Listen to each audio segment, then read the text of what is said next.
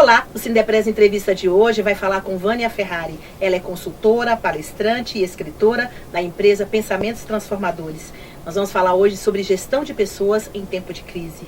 Vânia, Oi. Muito obrigada pela sua presença aqui com a gente, viu? Eu adoro. Nós já estivemos juntos em uma outra oportunidade. Somos amigas de infância. Exatamente. E aí, assim, eu tô assim, bastante ansiosa em fazer essa entrevista de hoje, que vai ser, na verdade, mais um bate-papo, porque essa é a ideia, né? Porque eu fico imaginando que a gente vai falar de gestão de pessoas, mas com uma tônica diferente. É isso mesmo, né? É isso mesmo. Uma coisa mais moderna, mais contemporânea, isso, né? A ideia é simplificar. Exatamente. Porque me dá a sensação que muitos profissionais de desenvolvimento humano, para se empoderar, dão nomes super bonitos para coisas muito simples do dia a dia.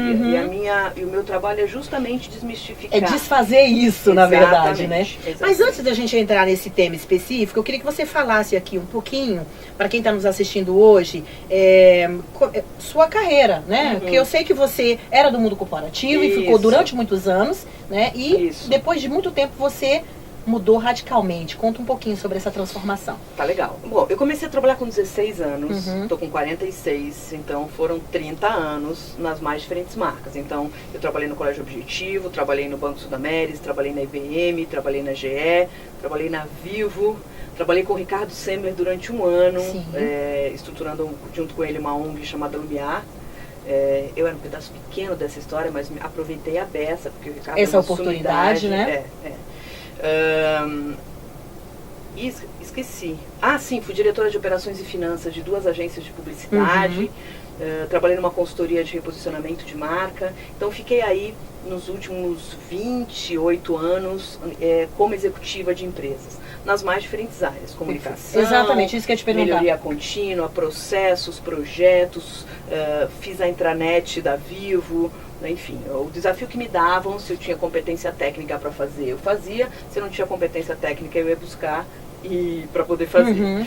E aí eu comecei a descobrir que liderar pessoas era a grande sacada da história, né? Mais importante do que a formação técnica eram as questões relacionadas ao setor comportamental.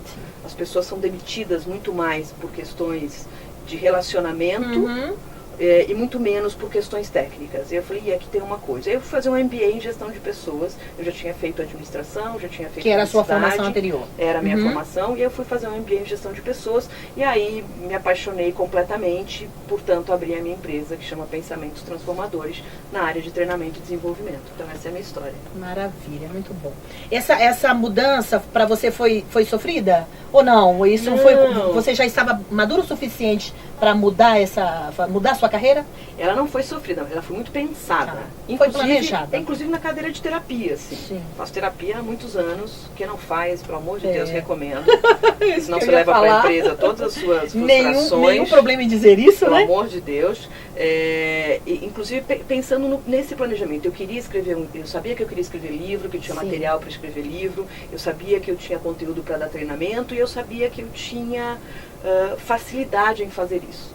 Então, foi como se a minha segunda carreira tivesse me atropelado. Eu intencionava fazer isso quando eu saísse das empresas e me aposentasse. Mas não deu tempo. A carreira me chamou antes. Bom, considerando que você ficou praticamente 30 anos no mundo corporativo, eu imagino que em termos de experiência e expertise, você tinha uma bagagem gigante, né? Claro. Então, essa mudança de carreira, ela não foi tão radical assim, porque você tinha um conhecimento. Exato. Não, na verdade, tudo que eu vivi no mundo corporativo foi fundamental para eu fazer o que eu faço hoje. Então, quando eu falo para as empresas sobre assédio moral, eu sei do que eu estou falando porque eu sofri assédio moral. Quando eu falo de organização de agenda, eu sei porque eu tive como executiva de fazer isso para mim e ensinar os meus times a fazer também. Administração do tempo, técnica de reunião, técnica de feedback, gestão de pessoa, produtividade, cálculo de rentabilidade de projeto, tudo isso eu vivi. E agora para treinar é muito mais tranquilo. Aliás, seria uma fraude se eu não tivesse feito isso. Com certeza, né? Para a gente continuar aqui nesse nosso bate-papo, eu queria que você falasse que tem sido, na verdade, o assunto mais em ascensão no momento, em função da crise que o país tem vivido, né? Eu queria que você falasse dessa questão de gestão de pessoas, em especial em tempos de crise, em especial nessa que nós estamos vivendo, que eu acho que é a maior do país, né? O que você tem observado na sua atuação, no seu dia a dia, em relação ao profissional, né? A gente pode talvez falar primeiramente assim do papel do profissional, do trabalhador, e depois talvez falar um pouquinho do lado de lá, do outro lado, que é do empresário e da empresa. Tá. Do ponto de vista do trabalhador, o que eu penso é o seguinte, tem uma frase que eu gosto muito: sorte é quando a oportunidade encontra a preparação. Então tem muita gente falando assim, perdi o emprego, puta, que azar.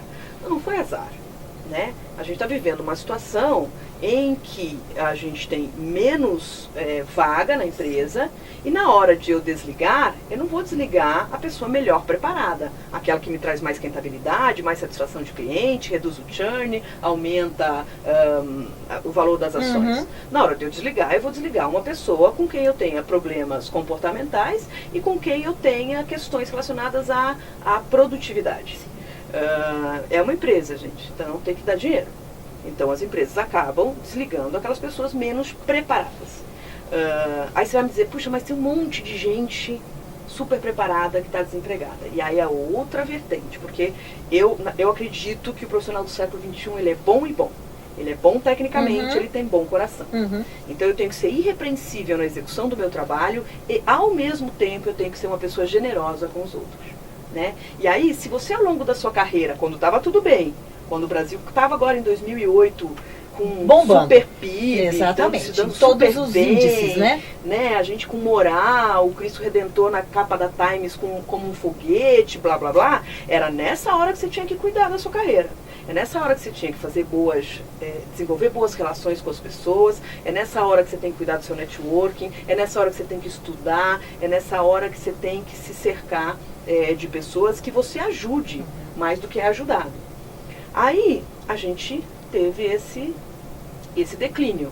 Nessa hora, se eu tenho 2 currículos para olhar, na minha mão direita aqui tem um cara com quem eu trabalhei, que é gentil, que cumprimenta o presidente do mesmo jeito que cumprimenta o porteiro, que é estudioso, que me ajudou quando eu precisei, que é dedicado no trabalho, blá blá blá. E eu tenho aqui do outro lado um cara arrogante, sabe? Um cara que usava o crachá dele para subjugar as pessoas, um cara que não era gentil, um cara que era preguiçoso.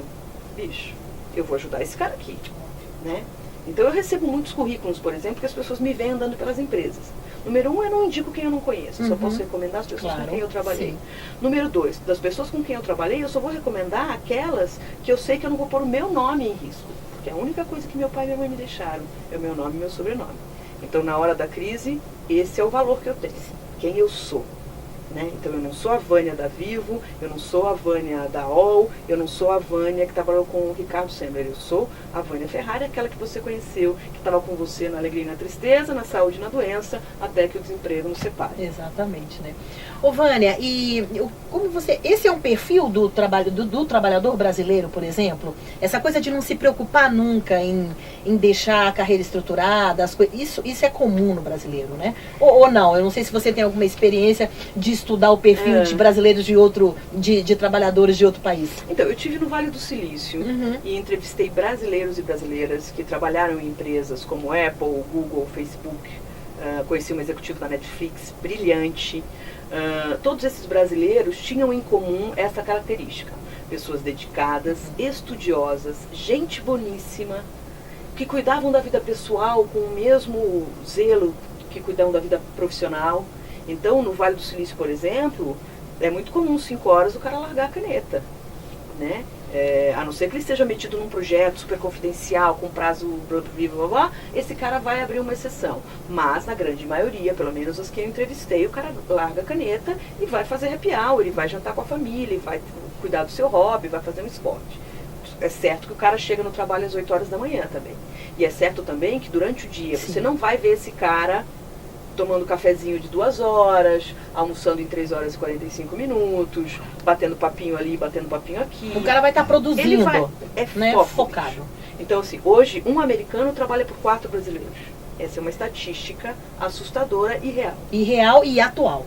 Essa é atual. Um americano trabalha por 4 brasileiros. E aí, quando você vai olhar o dia a dia do brasileiro, o cara chega às 10h30, aí o cara chega, deixa a carteira na mesa e vai tomar um café, aí o cara começa a trabalhar às 11h, ele vai responder e-mail, meio-dia ele sai para almoçar, volta às 2h, faz 2 reuniões para dar uma disfarçada, lê mais um e-mail e vai embora. E agora o inferno do WhatsApp? Puta, nem fala. Não é verdade? Quanto de tempo que você não se perde na produção? E agora a gente piorou a coisa, porque quando a gente tem um projeto, antigamente eu tinha um projeto, eu sentava com você e a gente discutia. Agora eu tenho um projeto, eu mando um e-mail para você, sobre o mesmo assunto eu mando um WhatsApp, sobre o mesmo assunto eu te ligo, sobre o mesmo assunto eu vou te encontrar. Então, ao invés da gente canalizar a nossa energia e resolver o problema, eu espalho as informações. Então é muito comum as pessoas terem que sair por aí, um pedaço da informação está no WhatsApp, outro pedaço está no e-mail, outro pedaço está na ata, outro pedaço está com o ser humano. Que é um inferno. Vânia, agora do ponto de vista das empresas, como é que você tem, por exemplo, você deu um exemplo, você tem 2 currículos, né? Uma pessoa empenhada, uma pessoa que tem aparentemente um ótimo caráter e tudo mais, e um outro de alguém possivelmente arrogante. As empresas que estão hoje atuantes no Brasil, esse é o critério que elas adotam ou não? Ainda existe aquela coisa mais hostil, mais preconceituosa para a contratação hoje? Como é que está essa questão do ponto de vista das empresas? Então, existe muita ferramenta. As áreas de desenvolvimento humano têm muita ferramenta à sua disposição. Muitas delas não são baratas, mas vale a pena investir nelas. Que são ferramentas de mapeamento de perfil. Porque não basta só trazer a pessoa tecnicamente certa. Ela tem que combinar com a equipe, ela tem que ter o mesmo DNA do time, ela tem que compartilhar da visão, missão e valor da empresa. Né? Eles têm que estar minimamente alinhados. Então, não adianta você trazer um cara com um currículo incrível se ele não está alinhado com aquele tipo de trabalho. Então, ficou mais difícil contratar. E as empresas, penso eu, ainda estão usando métodos antigos de contratação, que é olhar um currículo, pelo amor de Deus. Eu ia te perguntar, a gente está avançado nesse processo de gestão de pessoas? Como é que está a posição do país em relação a essa questão?